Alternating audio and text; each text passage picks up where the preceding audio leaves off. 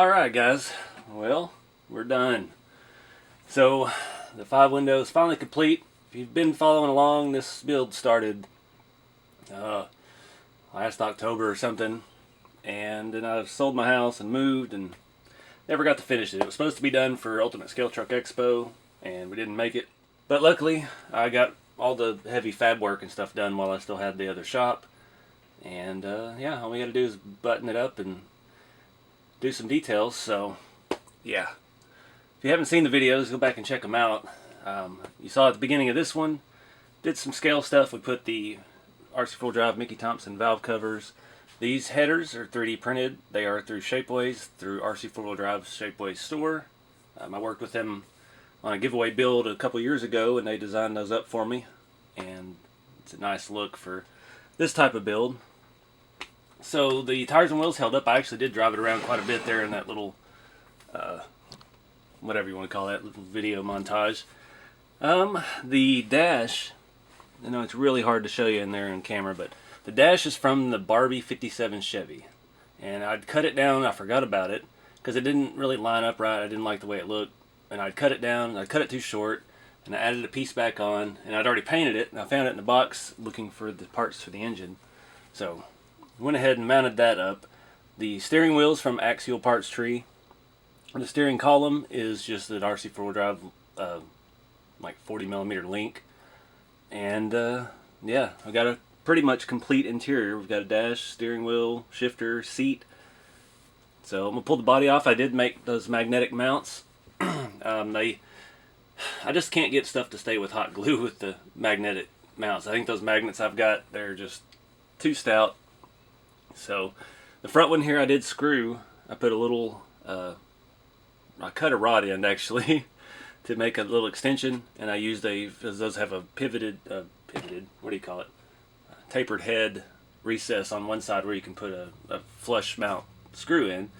But I didn't want to have a nut on the outside, so I cut some rod ends, and the ends off the rod ends, and just used a little tube part and made a little extension so the magnets are mounted inside of there, and we have a nice scale bolt on the outside.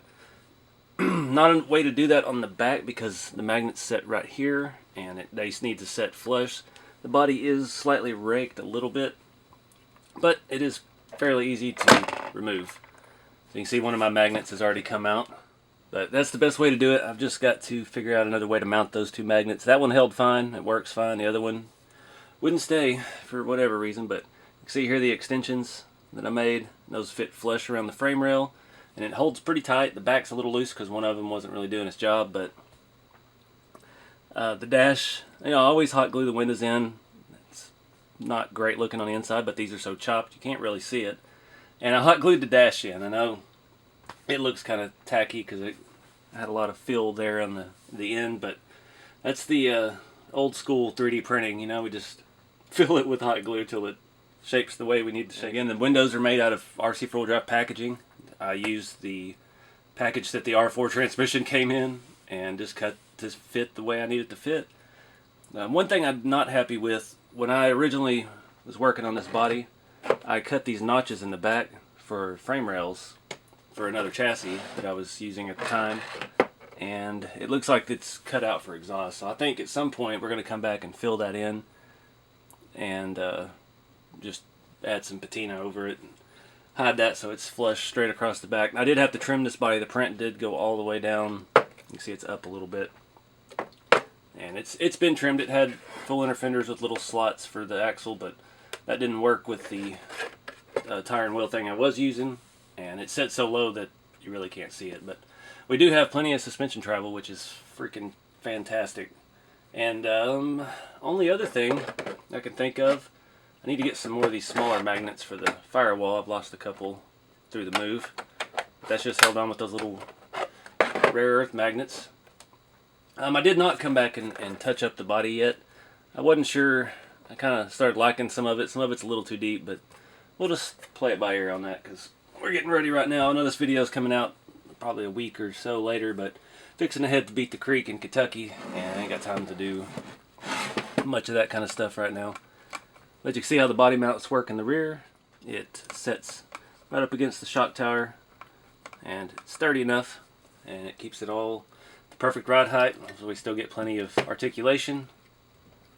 And now that we've driven it a little bit, the front's softened up some too with the quarter elliptical springs. But I am pretty happy with it. I'm definitely not in the mood to try and put spark plugs and a distributor on this. That is just so tedious, and I don't have a steady hand for that. But maybe one day we can add that to it. Moving around front, that's probably my most crowning achievement of this build, is the quarter elliptical springs. That was very challenging to figure out, just because, I mean, it's been done 100 times on real cars, but because of using RC components and things that we actually have available and the limitations of what I was able to create. So it worked out pretty good. The steering and stuff on this is fantastic. These tires got a little wear on them. They're still pretty hard. I mean, that slick surface I was driving on was actually pretty good. I tried to drive it out here on the asphalt driveway, and it did not. It just bounced around and rattled things loose. So that definitely was a good spot to drive it at. But I don't know, we may change tires and wheels one day. Just have to see where it takes us. One more little thing I'm probably going to change. I need to do something here to keep the battery in. Slide the battery in from the front. It did knock the body over a couple times when I was doing donuts because the battery shifted out. So I don't know. I'm going to talk to Helios and get a battery the specific size I need for this. And we'll see how it fits. But we probably will have to make some kind of retaining piece here on the side. Maybe on the back. Well, probably not, because it can go all the way back there. But it worked out great with that electronics stuff. That's been part of the hang-ups on the RatRods, is because I never know where to put stuff on the inside. Never know where to put the electronics. And this, having the motor and everything up here, really allowed me to kind of actually have an interior. I mean, it ain't much, but it looks good from looking in the window. You've got a dash, steering wheel, you can see the shifter, you got a seat with a seat cover that I actually need to trim. It's got a fuzzy on it. Oh Lord, no, unravel. There we go. But that's it, guys. I'm gonna call this build complete for now, and yeah, we'll see what the future holds. Hopefully we can get back to creating things like this more and more. I am making some progress on moving forward with building a shop and stuff. I've got things in the works, but I'm still working on the land and that kind of stuff, so not gonna count my chickens before they hatch kind of deal. But I appreciate everybody watching and following along, and yeah, get out there and try to do some stuff outside the box, you know. Just because the kit's a certain way doesn't mean it has to stay that way. Your only limitation is what you're willing to do and try. So keep it scale, guys, and I'll see y'all next time.